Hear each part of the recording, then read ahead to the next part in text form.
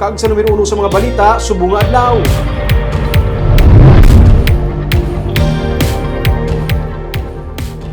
Pamuno sa Bacolod City Agriculture Office nagpaathag nga wala sila naghingagaw pamakal sa mga farm equipment na sa karon yara lang sa sulod sa ilang compound. May report si Nico Delfin.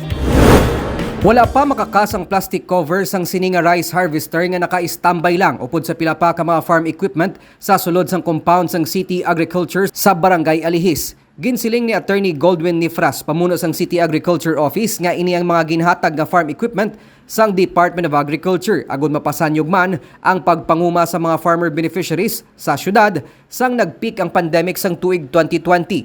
Wala man ginabutang sa documents yung received namon kung pila ang cost. Pero they all came from PhilMec. So we did not spend a single centavo on that. But if we utilize it, if the right group of people, farmers, can use it, then it will surely benefit them.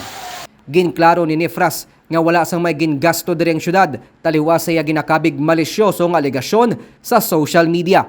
But this is all erroneous. It all came out of ignorance or even malice.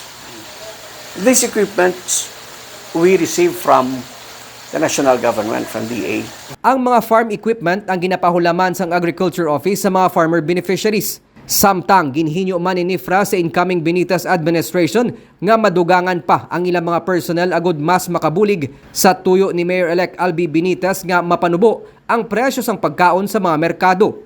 Damlag pa, nagsapol na sa ila si Mayor-elect Benitez kag ginhambalan sila nga bangod gamay man lang ang agricultural land sa Bacolod, nagakaangay nga tutukan na lang sang ila opisina ang pagpanubo sa bilis sa mga pagkaon. Plano sang Office of the City Agriculture nga buligan na masobra 2,000 ka mga farmer kag fisher folk beneficiaries nga mapasanyog ang ila kita sa ani kag pagpangisda. I hope that there can be additional personnel who are capable of helping us come up with that plan, even if initial, but a reasonable plan, of course subject for modifications. Plano man ni Nifras nga magtukod sang demo farm extension sa sulod sang compound sang boys home sa Barangay Alangilan. Nico Delfin para sa DG Cast Negros.